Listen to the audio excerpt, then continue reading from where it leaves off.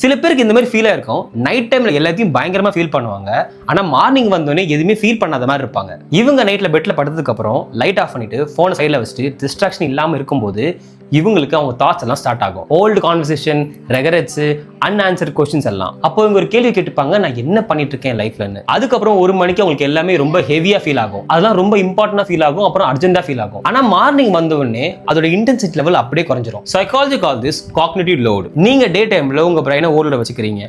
Work, conversation, notification, deadline சொல்லிட்டு பயங்கர பிஸியா இருப்பீங்க. அதனால டீப் ஃபீலிங் ப்ராசஸ் பண்ண உங்களுக்கு ஸ்பேஸே இருக்காது. ஆனா நைட்ல ரொம்ப சைலண்டா இருக்கும். அதனால உங்க மைண்ட் ரொம்ப ஸ்லோ ஆகும். அப்பதான் நீங்க நாள் முழுதும் ஹோல்ட் பண்ற பெயின் எல்லாம் சர்ஃபேஸ் லெவலுக்கு வரும். சோ நைட்ல சைலன்ஸ் வரும்போது டிஃபால்ட் மோட் நெட்வொர்க் ஆக்டிவ் ஆகும். இதுதான் உங்க தாட்ஸ், மெமரிஸ், செல்ஃப் ரிஃப்ளெக்ஷன் எல்லாத்தையும் கனெக்ட் பண்ற ஒரு சிஸ்டம். சோ டேல இக்னோர் பண்ணது எல்லாம் நைட்ல கிளியரா தெரியும். சோ அதனால குவைட்டான என்வரன்மெண்ட்ல எமோஷன் வந்து ஆம்பிளிஃபை ஆகும். ஆனா மார்னிங் வந்த உடனே லைட்டு, மூமெண்டம், ரெஸ்பான்சிபிலிட்டி இதெல்லாம் பிரைன் வந்துட்டு கோல் மோட ஷிஃப்ட் பண்ணிடும். சோ அதனால ப்ரீஃப்ரண்டல் கார்டெக்ஸ் வந்து ரீஎங்கேஜ் ஆகும்.